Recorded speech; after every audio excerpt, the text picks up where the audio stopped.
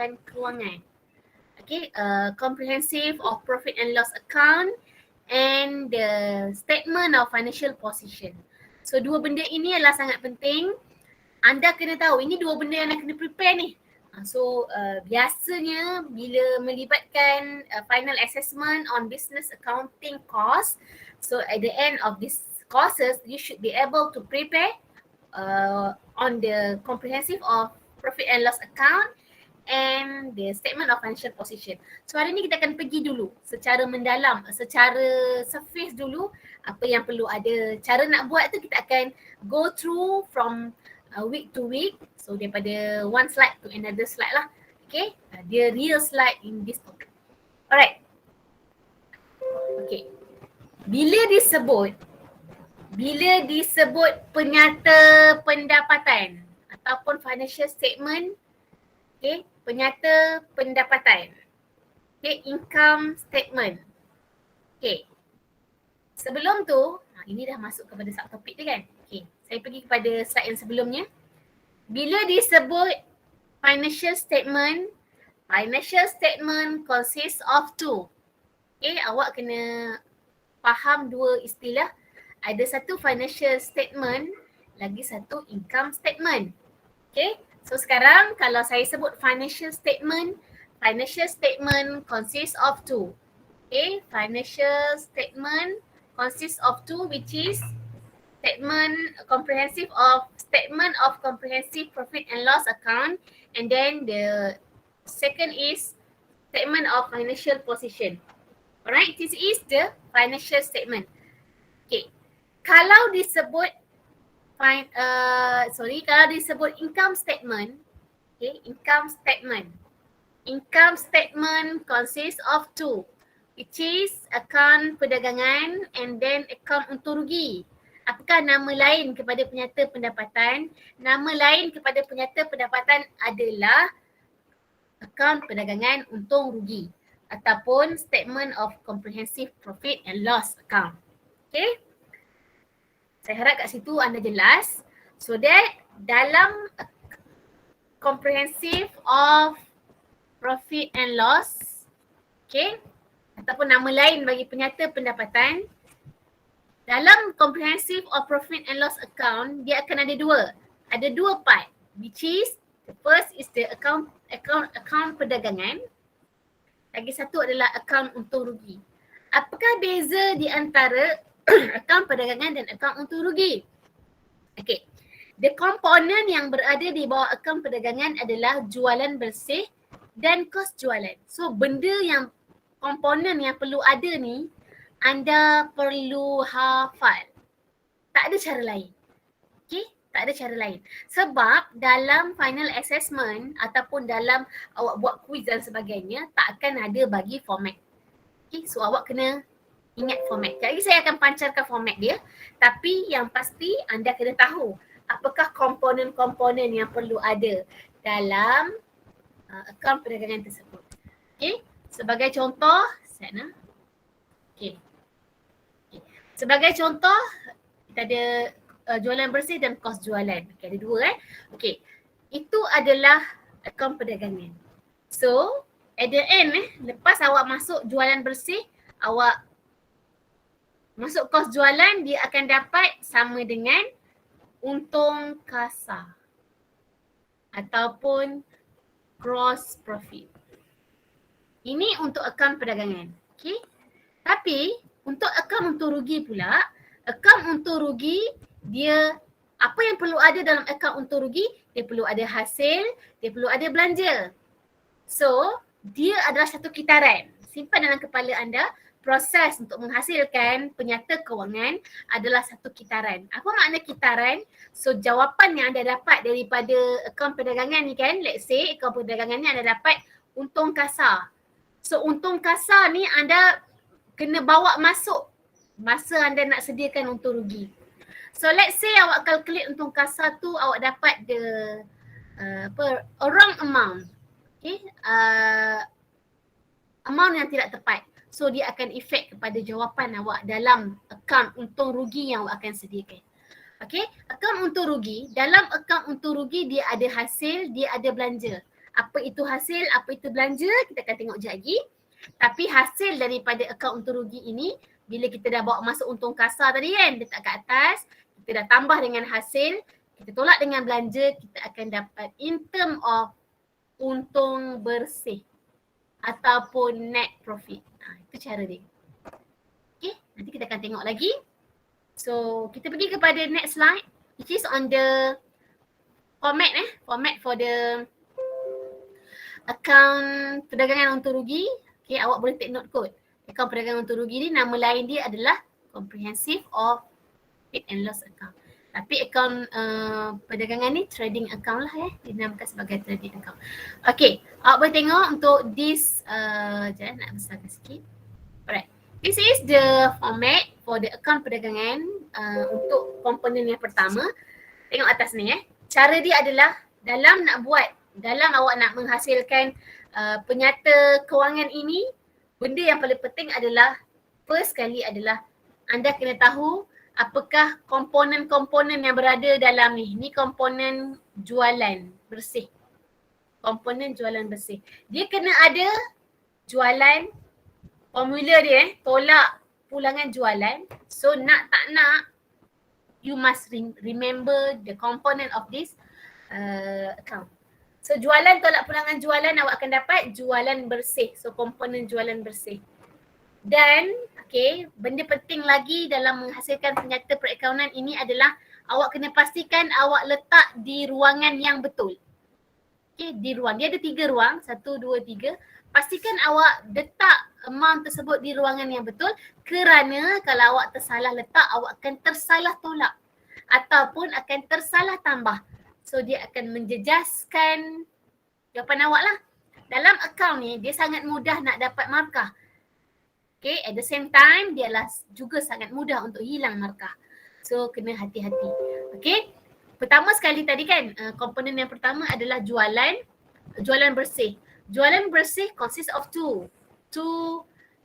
dua komponen, which is jualan, pulangan jualan. Jualan adalah jualan lah, tolak dengan pulangan jualan. Jualan adalah, saya explain apa itu jualan. Jualan adalah hasil yang awak dapat daripada awak jual barang niaga. Sebagai contoh, awak buka syarikat yang awak buat tu adalah syarikat menjual sarung tangan. Sebagai contoh awak jual sarung tangan. Nature business awak adalah menjual sarung tangan. Semua hasil yang awak dapat daripada awak jual sarung tangan tersebut, awak akan masuk di bawah dalam komponen ni lah, dalam ruangan ni. Itu adalah jualan. Simpan dekat kepala, jualan adalah hasil yang awak dapat daripada menjual barang niaga. Let's say, awak jual sarung tangan, tapi dalam masa yang sama, sebagai contoh awak jual sarung tangan dalam masa yang sama, masa awak nak buka bisnes tersebut, awak sewa bangunan 2 tingkat. Awak sewa bangunan 2 tingkat. Awak nak buat awak nak buat bisnes tersebut, awak nak run awak punya bisnes, awak sewa bangunan 2 tingkat. Bila awak sewa bangunan 2 tingkat, awak cuma menggunakan bangunan bawah sahaja sebagai contoh untuk awak run awak punya bisnes, buka kedai, jual sarung tangan dan sebagainya. Tingkat atas awak decide untuk sewa dekat orang. So, bila awak sewa dekat orang bangunan yang atas tu, orang sewa kat kita kan. Of course, orang akan bayar duit sewa secara bulanan. So kita dapat duit. Tapi duit tu bukan duit kita jual sarung tangan. So duit tu dapat juga hasil kan. Tapi tak boleh masuk dalam ruangan jualan ni. Tak boleh. Sebab dalam ruangan jualan ini hanya boleh masuk something income yang awak dapat hasil daripada jual sarung tangan sahaja. Ataupun dalam erti kata lain, jual barang niaga.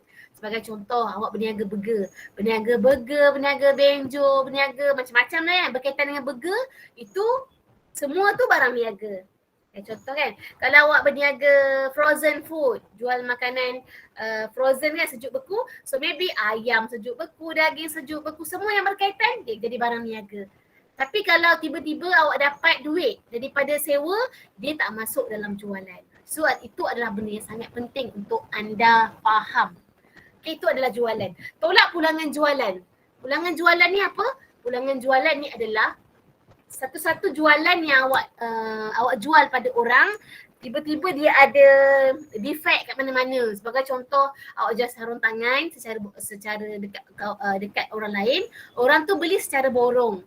Tiba-tiba balik-balik tu dia check ada sarung tangan yang maybe tak betul jahitan dia, koyak dan sebagainya. So dia pulang balik kepada awak.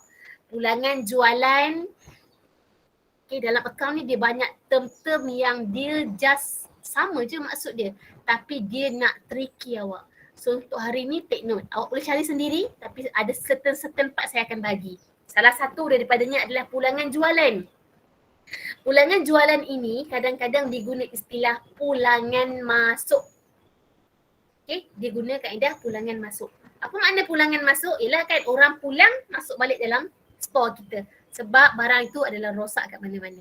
So take note lah jualan, tolak pulangan jualan baru dapat jualan bersih. So dah tolak barang yang orang pulang baru kita tahu berapakah jumlah jualan kita pada tempoh yang kita record tersebut lah. Itu adalah part jualan. Kita pergi kepada part kos jualan. Okay? Kos jualan, komponen kos jualan ini nak ingat macam mana? Kena ingat. Dia tak ada cara lain. Nak tak nak awak kena hafal lah, remember. Kerana apa awak kena hafal? Kerana awak kalau awak tertinggal satu item ataupun tersalah. Okay. Tersalah satu item, dia tak semestinya semua record ada pulangan belian, tak semestinya. Tapi kalau awak tersalah record, let's say awak nak record angkutan masuk, sepatutnya angkutan masuk dekat kos jualan. Tapi awak pergi record dekat akaun untung rugi. So dia akan hilang markah kat situ. Okay, so awak kena ingatlah inventory awal. Tengok kenapa sangat penting untuk awak pastikan awak masuk pada ruangan yang betul. Kerana kalau awak tersalah masuk ruangan, dia akan jadi awak salah tekan kalkulator. Awak salah total the amount. Sebagai contoh, inventory awal awak mesti masuk ke tengah-tengah. Kenapa? Sebab dia akan ditambahkan dengan ni kos belian. So let's say awak letak inventory awal ni awak letak kat sini. Contoh awak letak inventory awal ni kat sini. So that dia akan jadi salah. Awak akan tambah terus-terus. So kos belian awak akan jadi salah. So kena remember this. So awak kena ingat betul-betul. So dia ada belian, tolak pulangan belian, dapat belian bersih, tambah angkutan masuk. Dah selesai yang ni, baru bawa dekat sini hasil tolak, hasil tambah dia. Lepas tu baru tambah dua ni. Okay, baru awak akan dapat kos barang untuk dijual. Okay, benda ni semua kena ingat. Dia punya formula. Dapat jawapan, baru tolak dengan stok akhir. Tak boleh terus tolak. Dapat kos jualan dekat hujung, barulah tolak dua ni. Dan awak akan dapat untung kasar dekat bawah. So kalau awak tersalah letak, tersalah position kan, so awak punya untung kasar maybe tak tepat. So kena alert lah. Okay, benda tu semua kena alert. Okay, kita pergi kepada itu adalah akaun perdagangan untung rugi. Kita pergi kepada akaun perdagangan sekarang kita pergi kepada untung rugi ke bawah. Alright, itu sisa akaun untung rugi. Sorry. Okay. Tajuk kena betul sebab dia ada beza. Okay, akaun perdagangan untung rugi comprehensive statement of profit and loss account. Cuba tengok, dia akaun perdagangan, kadang-kadang dia sekali Okay, comprehensive of profit and loss. So profit and loss lah dicampur akaun perdagangan untung rugi. Kadang-kadang dia asing. Ada soalan minta trading account asing dengan profit and loss account. So ikutlah. Tapi kalau sekali tak adalah tajuk ni kan. Tapi kalau asing, tajuk dia sama je. Letak perkataan dia akaun perdagangan, kat sini akaun untung rugi.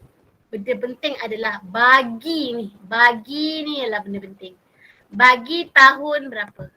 Okay, ni pun bagi kan. Kenapa penting? Sebab kalau awak prepare statement of financial position, dia punya tajuk cara lain. So tajuk ni, dia ada 1 markah. So kalau salah tajuk ataupun kalau anda tak tak letak tajuk, so anda akan boleh hilang markah lah. Okay. Please be careful Alright, kita pergi kepada akaun untung rugi. So, tadi dah akaun untung perdagangan, akaun perdagangan. Kita comes up with the untung kasar. So sekarang kita nak buat akaun untung rugi. Kita akan kita nak buat akaun untung rugi, kita akan bawa hasil daripada kita akan bawa untung kasar tu, kita akan bawa kepada untung rugi. So that kita dapat 11,527. Kita bring it into the account untung rugi. So formula dia adalah untung kasar tambah hasil tolak belanja. Apakah hasil? Alright. Tadi saya dah mention dekat anda kan. Anda jual sarung tangan, dapat duit, bawa masuk jualan. Tiba-tiba bangunan yang anda guna untuk anda jual sarung tangan tersebut ada kosong. Awak sewakan bangunan tersebut, awak dapat duit sewa. Duit sewa tersebut akan jadi hasil kepada awak. So dia akan tambah kat sini. Itu hasil. Hasil ini adalah something yang tak relate dengan barang niaga. Sebagai contoh lain, saya bagi contoh lain. Awak jual, dapat duit, awak simpan duit jualan yang awak dapat dekat bank. Bila awak simpan duit dekat bank, tak kisahlah bank apa, bank Islam, bank tabung haji, at the end of the year, maybe bank akan announce dividend kepada orang yang ada letak duit dalam akaun dia. So that awak akan dapat dividen. Dividen itu akan jadi hasil. Jadi dividen diterima. Awak dapat diskaun diterima. Awak dapat commission, benda-benda yang awak dapat tapi tak relate dengan jualan sarung tangan tadi, masuk dekat hasil. Okay, itu adalah komponen hasil. Kita pergi kepada, untung kasar tambah dengan hasil. Lepas tu kita pergi kepada belanja. Apakah yang dimaksudkan dengan belanja? Okay, apa beza belanja dengan, sekejap tau. Apakah beza belanja dengan belian ni, elemen ni, kos belian ni. Apa beza dia? Beza dia adalah kos belian, sekejap aku campur sekejap. Cuba awak tengok dekat ruangan, awak tengok dia ada kos belian. Kos belian ni, ni kos belian kan. Kos belian ini, kos lah. Dah sebut kos. Bila sebut cost, of course dia akan jadi benda yang kita keluar, duit yang kita keluarkan untuk kita dapat satu-satu benda tersebut. So apa beza kos belian dengan belanja? Kos belian, benda yang awak masuk dalam kos belian. Ini adalah elemen kos belian Dia asing kan? Ini adalah elemen kos belian. Okay. Ada tambahan angkutan masuk dan sebagainya. Ada lagi lah kan? Tapi apa perbezaan antara kos belian dan belanja? Belanja pun melibatkan duit juga doktor. Apa beza dia?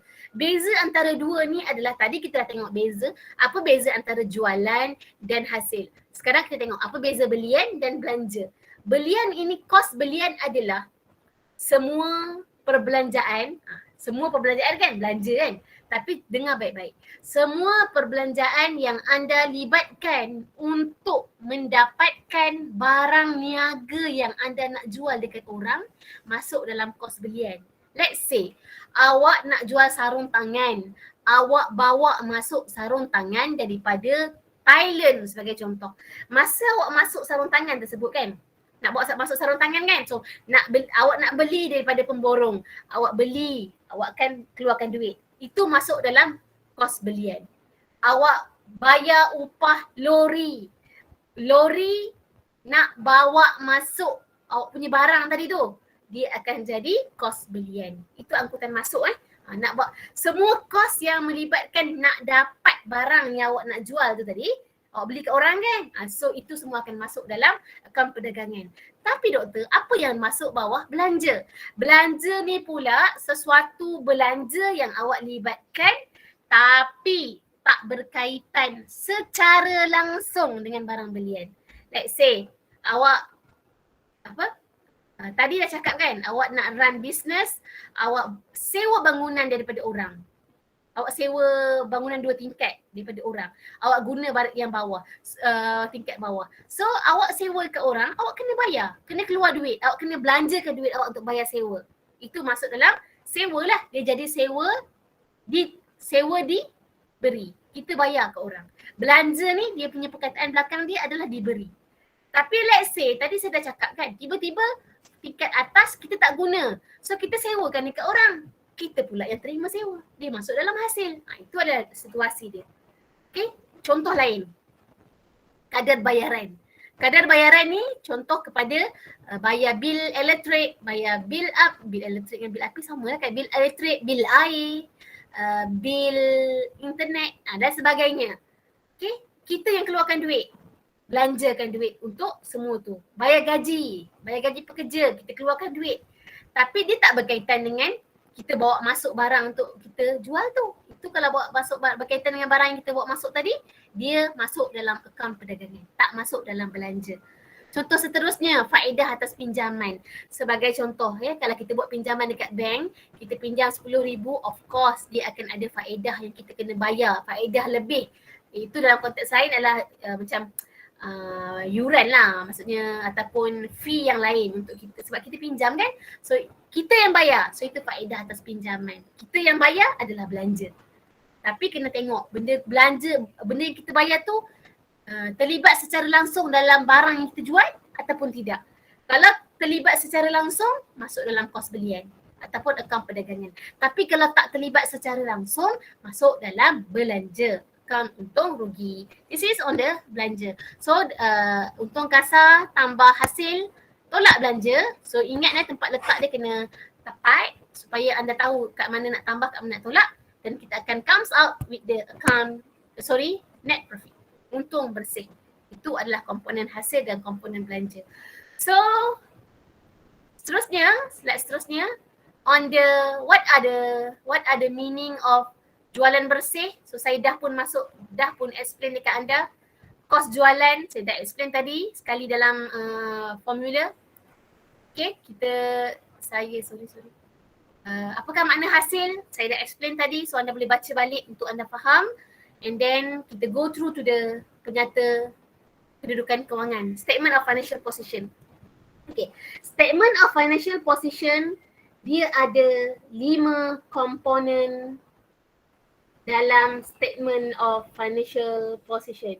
Dia ada 5 which is non-current asset, current asset, current liabilities, non-current liabilities, owner's equity. Dia ada 5. So anda kena tahu apakah dia aset bukan semasa, apakah dia aset semasa, apakah dia liability semasa, apakah dia liability bukan semasa, apakah dia equity pemilik. Kenapa anda kena tahu? Anda kena tahu dan anda kena faham.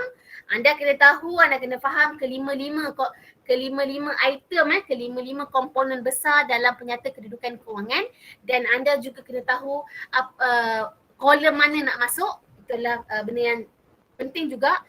Selepas tu anda juga kena tahu apakah item-item di bawah komponen besar tadi, aset bukan semasa, aset semasa. Perkara ketiga yang anda kena tahu. Selain daripada tu, anda kena tahu juga benda penting dalam format ini adalah penyata kedudukan kewangan. Of course dia nak tengok modal kerja. So modal kerja yang ni sorry nampak kan dia dah jadi bercampur. Modal kerja adalah yang ni. So saya bulatkan. Modal kerja adalah yang ni okay. So kalau anda tersalah letak kedudukan duit, kedudukan record amount ni, maka anda akan dapat modal kerja yang salah. Bila modal kerja salah, dia akan jadi the balancing figure akan jadi salah. Bila jadi salah, dia akan carry salah, bawa salah. So dia akan mudah untuk hilang markah. So untuk selamat, kena ingat betul-betul, this is the main part je. Okay, benda penting important part yang awak kena tahu akhir daripada semester ni, benda ni awak kena tahu. So kalau awak mampu untuk sediakan akaun perdagangan untung rugi dan penyata kedudukan kewangan, awak dah boleh duduk kerja dalam mana-mana syarikat perakaunan. Walaupun mungkin syarikat itu hanya syarikat kecil sahaja. Okay? Alright. Kita pergi kepada aset bukan semasa, aset semasa, liability semasa, liability bukan semasa. Cuba tengok liability semasa kat sini. Tapi liability bukan semasa kat bawah. Sebab tu sangat penting lah. So kita go through one by one. Aset bukan semasa adalah aset, non-current asset adalah satu-satu aset, dengar baik-baik, satu-satu aset yang kita beli bukan untuk kita jual dalam tempoh masa yang terdekat. Saya ulang, aset bukan semasa adalah satu-satu aset yang kita beli bukan dengan niat untuk kita jual dalam tempoh masa yang terdekat. Sebagai contoh, kenderaan. Ada orang beli kereta hari ni nak jual besok? Tak ada. Tanah. Ada orang beli tanah hari ni nak jual 2 hari lagi? Tak ada juga. Sebab proses itu sendiri makan masa. Orang beli bangunan. Ada orang beli bangunan hari ni besok jual? Tak ada juga. Okay? Kecuali lah kalau dia punya transaction memang hartanah kan. Tapi kalau kita punya nature, bisnes kita jual sarung tangan. Takkan kita nak beli tanah hari ni, kita jual tanah besok. Okay? Dia tak sesuai dan bukan untuk nature of the business. So that aset bukan semasa adalah aset yang kita miliki biasanya untuk tempoh jangka masa setahun dan ke atas, dan aset tersebut dia letak di bawah aset bukan semasa. Okay? Aset bukan semasa. Okay, aset bukan semasa ini dia akan ada susut nilai. Dia ada tambahan komponen komponen aset bukan semasa, dia ada tambahan item kat bawah dia. Sebab apa ada susut nilai? Apakah itu susut nilai? Susut nilai adalah macam mana nak kata? Susut nilai lah. Orang panggil susut nilai lah kalau bahasa account kan. Kalau dalam bahasa bahasa Inggeris dipanggil depreciation. Apa itu susut nilai? Susut nilai adalah maksudnya macam semua aset ada susut nilai kecuali tanah ataupun land. Tanah tak ada susut nilai. Sebab tanah ini daripada satu hari ke satu hari harga dia bertambah. Tapi kereta, tahun ni kita beli, tahun depan dia akan berkurang nilai dia. Kurang nilai itu kenapa? Kerana dia ada dia ada susut nilai lah, dia ada depreciation. Alright, itu adalah aset bukan semasa. Kalau aset semasa, current asset adalah aset yang kita beli ataupun kita miliki ataupun kita create sebab kita nak selesaikan. Sebagai contoh dia dalam arti kata yang lebih mudah, aset semasa ni adalah tahap liquidity dia tu tinggi. Apa makna liquidity? Tahap kecairan. Apa makna kecairan? Tahap kecairan tu adalah sebagai contoh, benda tu masuk memang untuk dijual. Benda tu masuk memang untuk diselesaikan. Sebagai contoh, awak beli barang kan, awak beli sarung tangan. Hari ni beli tambah 10, besok orang beli 20. Tambah 20, besok orang beli 30. So dia akan berputar, dia akan berkisar. Dia takkan fix saja dalam awak punya company. Kalau fix saja itu dipanggil aset bukan semasa. Tapi kalau dia ada kitaran keluar masuk kan. Contohlah kan, awak dah jual sarung tangan.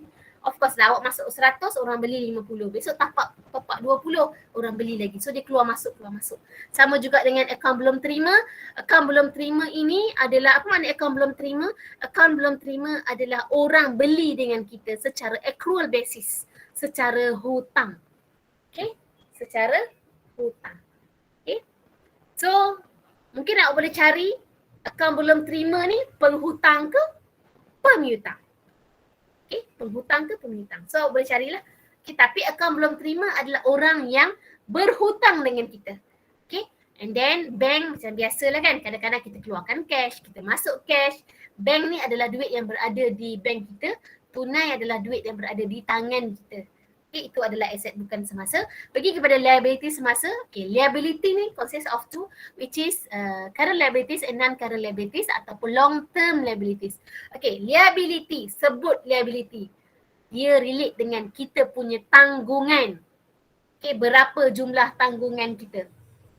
Alright, tanggungan kita, okay, jumlah yang kita tanggung lah. Contoh kan, dan nama pun tanggungan kan, dia membabitkan hutang. Kalau liability semasa, hutang yang kita tanggung, hutang yang kita buat. Kita beli berhutang ke dan sebagainya dalam tempoh setahun dan ke bawah. Tapi kalau long term liabilities ataupun non-current liabilities, kita punya hutang yang lebih daripada setahun. Contohlah kan, kita beli tanah, hutang 10 tahun. Dia masuk dalam long term liabilities. Okay, itu adalah long term liabilities dengan current liabilities. Sekarang kita pergi kepada what are the equity pemilik, what are the owner's equity. Owner's equity adalah sesuatu yang membabitkan modal. Sama ada modal awal, modal akhir. Okey, nak dapat modal awal ni biasanya kadang-kadang kita pemilik syarikat kan, so kita bawa masuk modal. Okey, kita bawa masuk modal, bawa masuk duit kita dan sebagainya. Okey, nak dapatkan equity pemilik, modal awal plus untung bersih. Mana nak dapat untung bersih? Untung bersih anda dapat daripada akaun untung bersih anda dapat daripada akaun untung rugi yang anda akan klik tadi.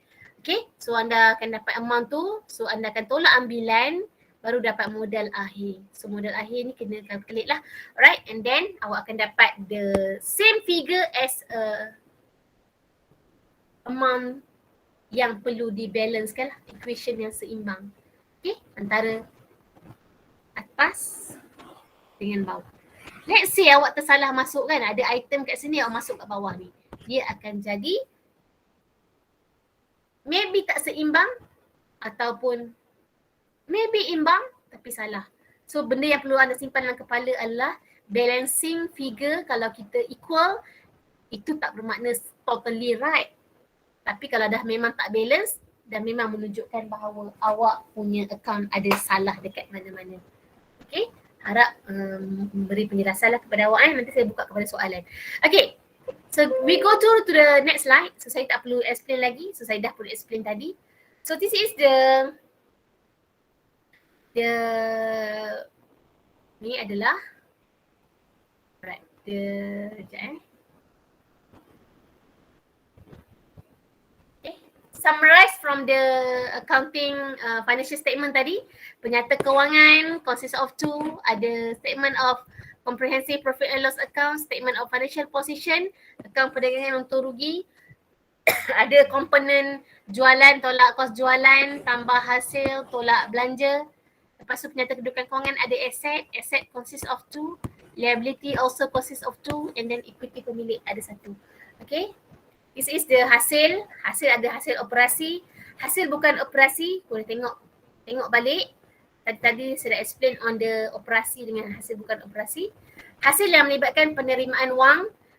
Of course kan, jual dapat wang, komisen dan sebagainya. Ada juga hasil yang tidak melibatkan penerimaan wang. Hasil yang tidak melibatkan penerimaan wang ini sebagai contoh. Nanti kita akan mention lagi. Sebagai contoh, satu contoh yang sangat relate adalah hutang ragu. Apakah yang dimaksudkan dengan hutang ragu? Peruntukan hutang ragu adalah, let's say, anda jual barang, ada kawan anda, syarikat lain beli secara hutang. Okay. Apa peranan kita dalam accountant dalam company lah? Peranan accountant adalah masa dia nak sediakan financial statement, sebab dia tahu ada orang yang berhutang kan, dia memang ada konsep tu. Dia kena assume, dia kena anggarkan beberapa persen daripada jumlah yang orang hutang dengan syarikat dia tu, dia kena assume orang tak mampu bayar. Dia hanyalah estimation sahaja, anggaran sahaja. So that let's say daripada 10,000, dia kata 10% daripada hutang orang tu dia assume tak boleh bayar. So dia dah record siap-siap dah sebagai belanja yang syarikat perlu tanggung atas anggaran yang dianggarkan orang tak mampu bayar. So dia dah tolak siap-siap. Tiba-tiba dia dah tolak 10,000. Let's say dia tolak 10,000 anggaran orang tak boleh bayar. Tiba-tiba bila dia nak buat account, tiba-tiba rupanya orang tu mampu bayar. So tadi dia dah target 10,000 kan. So bila orang tu mampu bayar, jumlah 10,000 yang dia dah tolak tadi tu dia akan masuk balik sebagai hasil lah. Tapi dia tak dapat duit dekat tangan. Dia just tolak dalam statement sahaja. Okay. Itu adalah satu transaksi lah. Nanti saya akan explain more on the peruntukan hutang ragu dan untung atas pelupusan aset. Untung atas pelupusan aset ni adalah sebagai contoh, kita jual sarung tangan, tapi tiba-tiba kita tengok kereta kita tu dah orang kata dah old version sebagai contoh lah kan. Dah nak tukar yang baru. So kita jual kita punya aset tersebut, kita dapat duit. Sebagai contoh kita jual, kita dapat aset. Kita jual, kita dapat duit. Duit tu kita takkan record sebagai totally record sebab asalnya kita dah record kita punya aset pada harga historical cost price. So untung tu kita tak dapat terima duit tapi kita kena record dalam ruangan hasil. Okay. So tunai tak payah record lah kan sebab kita tak dapat tunai waktu tu. Sebab aset tu kita dah beli lama kan. Okay. Kita just buat keseimbangan sahaja. Kurang kat sini, tambah kat sini. Tapi tak dapat duit secara jelas. Sebab kita dah beli pada awal kan. Maybe dah 10 tahun dah aset tu kita own. Alright, this is soal belanja. Belanja pun ada operasi, bukan operasi. Saya dah pun jelaskan tadi. Alright, boleh baca. Ada yang melibatkan wang, tidak melibatkan wang. Yang melibatkan wang ni semua orang faham. Yang tidak melibatkan wang ni sebagai contoh, susuk nilai aset. Okay, aset tu kita dah beli. So daripada 1 tahun ke 1 tahun, dia akan berkurang. Kita tak kena bayar lain duit aset tu. Cuma nilai kepada aset tu dah berkurang. Alright, lepas tu hutang lapuk. Hutang lapuk sebagai contoh yang tak melibatkan wang. Orang tu hutang dengan kita, dia janji nak bayar, tiba-tiba dia tak boleh bayar. So kita akan masukkan dia punya jumlah tak boleh bayar tu sebagai hutang lapuk lah. Dia jadi belanja. Kita dah assume awal kan. So kita dah assume awal. So kita just do the adjustment in term of transaction sahaja. Tak ada transaksi duit. Okay. Pertambahan hutang ragu. Tadi contoh untuk hasil tadi pengurangan hutang ragu. Kita cuma assume 10,000 tapi tiba-tiba yang tak mampu bayar cuma 5,000. So kita akan ada pengurangan. Kita dah assume untuk tolak 10,000 tapi rupanya ada orang bayar. So masuk balik 5,000. Tapi kalau tiba-tiba kita assume 10,000 orang tak mampu bayar. Kita dah tolak 10,000 tapi rupa-rupanya orang yang tak mampu bayar adalah 15,000. So kita kena tambah, kita kena record transaction bertambah sebanyak 5,000. Itu adalah pertambahan pertukaran hutang ragu. Okey. Untuk hutang ragu ni ada satu bab lah berkaitan dengan pertukaran hutang ragu dan sebagainya. Alright, this is the asset. What is the meaning of asset? Asset ada dua, tadi saya explain.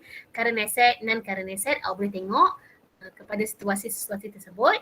Okay, liability saya dah explain tadi. Liability semasa bukan semasa, contoh-contoh dia boleh baca dengan lebih lanjut. This is a example situation of the current liability or non-current liability. Right, okay, ni also example. Alright, this is the equity pemilik, owner's equity. So dia dah tunjuk tadi seperti mana yang saya bincang kepada anda dalam formula nak dapat equity pemilik modal awal tambah untung bersih. Kalau rugi tolak kalau tambah untung tambah, rugi tolak. Tolak ambilan equal to modal akhir. Okay, modal akhir. So kalau ada transaksi tu kena adjust dulu baru boleh bawa masuklah equity pemilik dia. This is the last part which is on the persamaan perakaunan. This is the main part dan sangat penting untuk awak carry kefahaman ini sampailah awak berjaya menghasilkan penyata kewangan.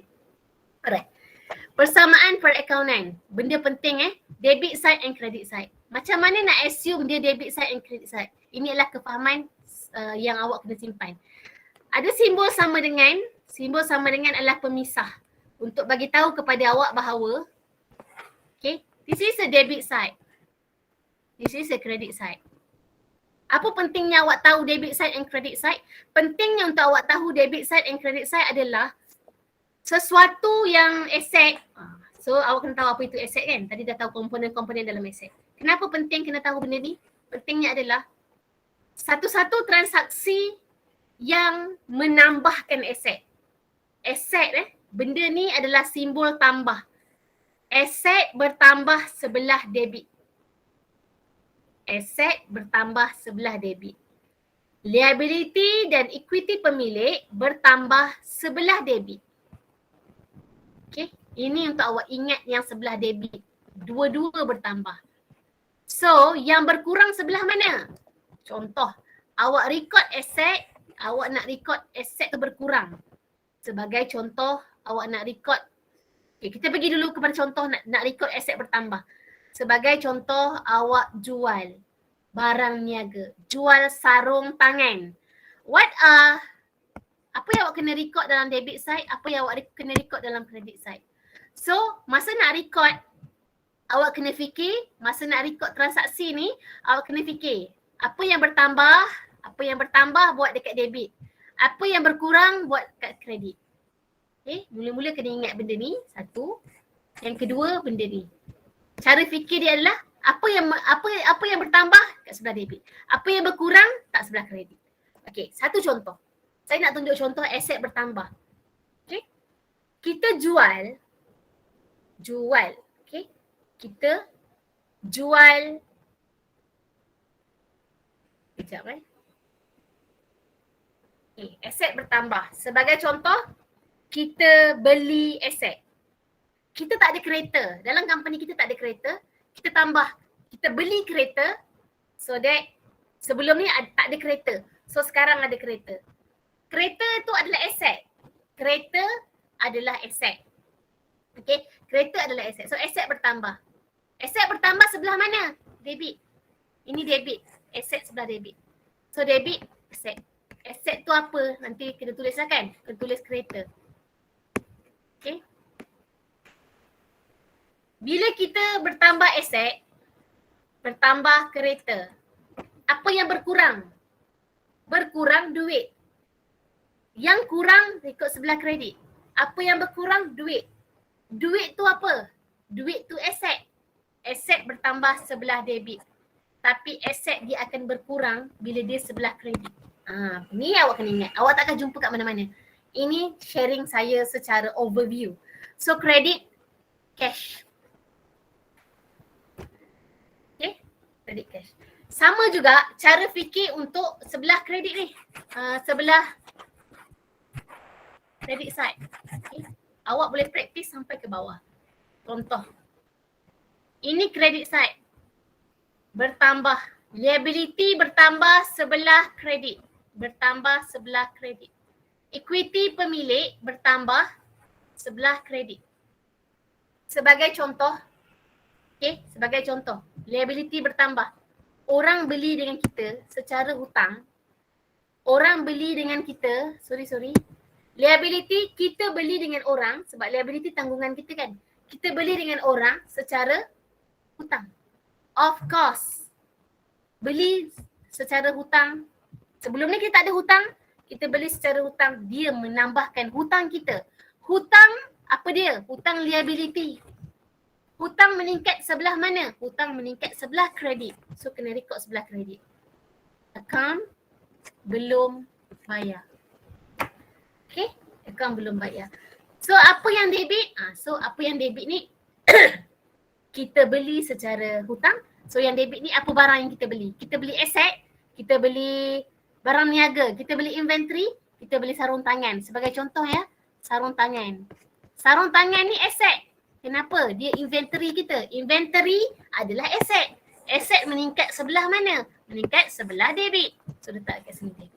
Itu cara berfikir lah. Alright? Itu cara berfikir konsep dia. Sama juga dengan bawah ni, pemisah dia kat sini. Sama dengan ni. Okay. So aset sebelah debit, aset meningkat sebelah debit, so kat sini sebelah kredit.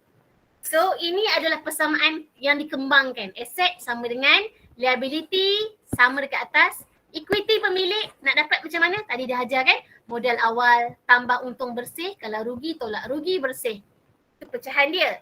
Lepas tu dia pecahkan lagi kepada aset sama dengan atas, liability sama dengan atas, modal dia dah pecah tadi kan, untung bersih ini kan. So equity modal sama dengan atas, untung bersih ni dia pecah. Hasil tolak belanja. Dia pecah lagi. Okay. So habis. Ini adalah basic yang kita akan pergi lebih mendalam kepada chapter-chapter yang seterusnya.